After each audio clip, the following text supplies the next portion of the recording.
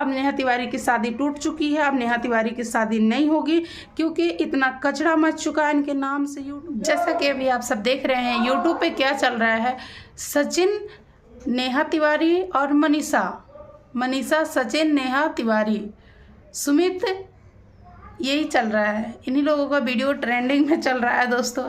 अब इसमें क्यों ये ट्रेंडिंग में है, क्या चल रहा है, क्या है पूरी सच्चाई, किस लिए मैं ऐसा बोल रही हूँ, अगर आप सभी को जानना है तो पूरी ब्लॉग देखना पड़ेगा, पूरी वीडियो में बने रहिएगा, तभी आप सभी को समझ में आएगा। तो दोस्तों आप सभी को नमस्ते, प्रणाम। आप सब कैसे हैं कमेंट में बताना, और चैनल पर नए हैं तो चैनल को सब्सक्राइब करना, जो कि जो भी वीडियो हम डालें आपके पास तुरंत पहुँच जाए, और वीडियो को शेयर करना।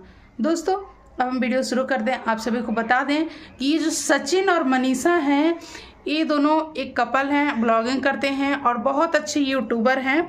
और इन लोगों का मतलब कहें तो मिलियन से भी ज़्यादा सब्सक्राइबर हैं, ठीक है ना। अब ये नहीं पता कितना सब्सक्राइबर, मुझे नहीं पता, मैंने इतना ध्यान नहीं दिया, लेकिन मिलियन से ऊपर है, मतलब बड़े क्रिएटर हैं ये लोग। और ये जो नेहा तिवारी हैं ये एक विधवा हैं, और इनकी जो मतलब हस्बैंड जो थे वो कोरोना के टाइम में डेथ कर गए थे, आज से 5-6 साल पहले। तो आज 5-6 साल हो गया है ये चीज़ों को, इनके हस्बैंड को एक्सपायर हुए हुए। इनकी एक बेटी भी है। तो जो नेहा तिवारी हैं इनकी जो बेटी है वो करीबन 4-5 साल की होगी वो भी। और इनके जो मतलब जो हस्बैंड थे वो डेथ कर गए थे। तो इन्होंने बहुत मतलब अपने जीवन में बहुत स्ट्रगल किया, बहुत मेहनत किया, बहुत दुखों से, बहुत परेशानियों से इन्होंने आगे बढ़ा।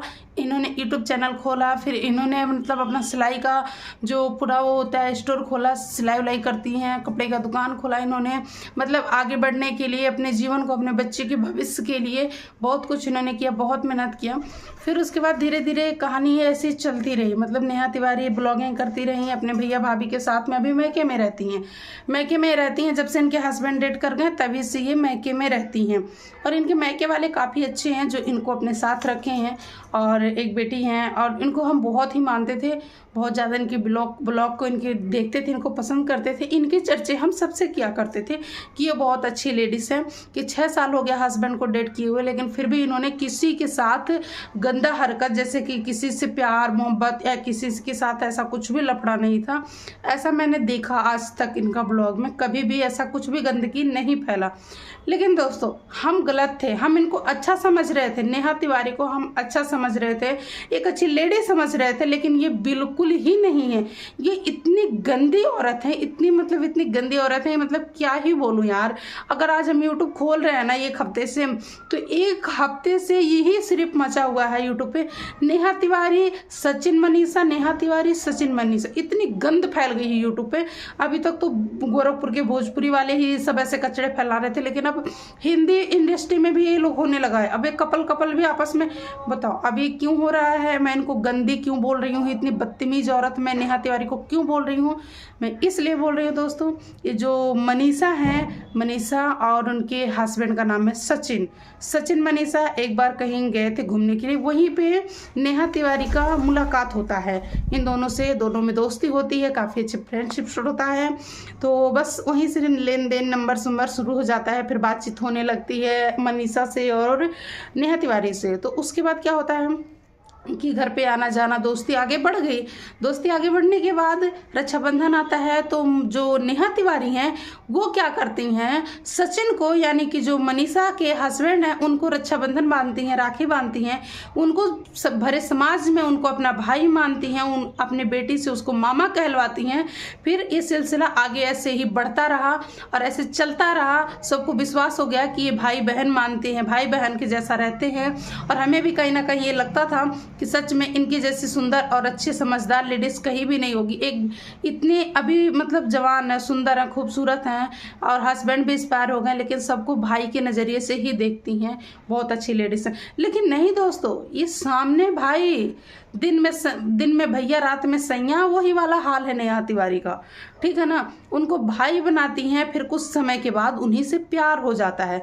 जब उनसे प्यार हो जाता है तो बात बहुत दूर तक चली जाती है। सचिन का घर बनता है, सचिन अपने घर में जब घर प्रवेश होता है तो इनको बुलाते हैं। तो वहाँ पे जब सचिन का घर देखती हैं, बहुत बड़ा, बहुत सुंदर, बहुत अच्छा से बना हुआ है, तो इनके मन में आ जाता है लालच। और जब लालच आ जाता है तो सोचती हैं क्यों ना सचिन को अपने बस में करें करें, उनसे प्यार का नाटक करें, उनसे प्यार करें, उनको झूठा तसल्ली दें कि हम तुमसे प्यार करते हैं, मिलना जुलना स्टार्ट हो जाता है।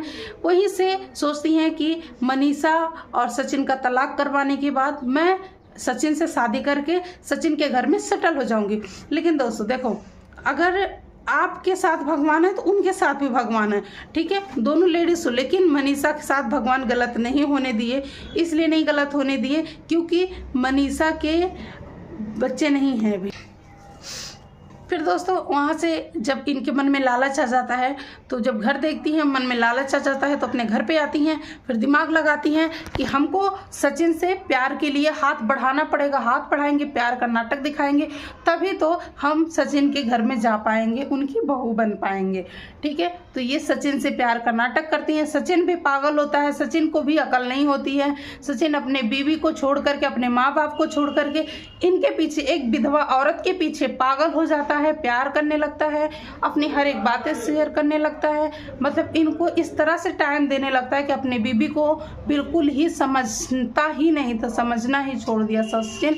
अब धीरे धीरे जब क्या होता है, जब ऐसा सचिन करने लगता है, अपने बीवी को भाव नहीं देता है, मनीषा को कहीं घुमाने फिराने, साथ में बैठना उठना नहीं होता है, तब मनीषा को कहीं ना कहीं शक होता है कि मेरे साथ ये गलत हो रहा है, मुझे इसके लिए आवाज़ उठाना चाहिए, मुझे इसके लिए कदम उठाना चाहिए, मुझे आगे बढ़ना चाहिए, इस चीज़ को रोकना चाहिए, नहीं तो मेरा घर बर्बाद हो सकता है, नहीं तो मेरा डिवोर्स हो जाएगा। तो दोस्तों जब इतना डिवोर्स तक बात पहुंच जाती है, तो मनीषा क्या करती हैं, वीडियो अपलोड करती हैं और वीडियो में सारी बात बताती हैं। वहीं से हमने सुना, तब हमने आप सबके बीच में बात रखी।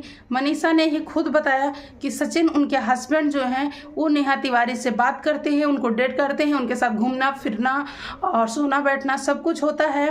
तो इसीलिए मनीषा जो है, उन्होंने वीडियो डाला कि अब से जो है उनका तलाक ना हो, नेहा तिवारी अलग हो जाए उन दोनों के बीच में। सही बात है, पति पत्नी के बीच में तीसरा कोई आ जाए तो रिश्ता खराब हो जाता है।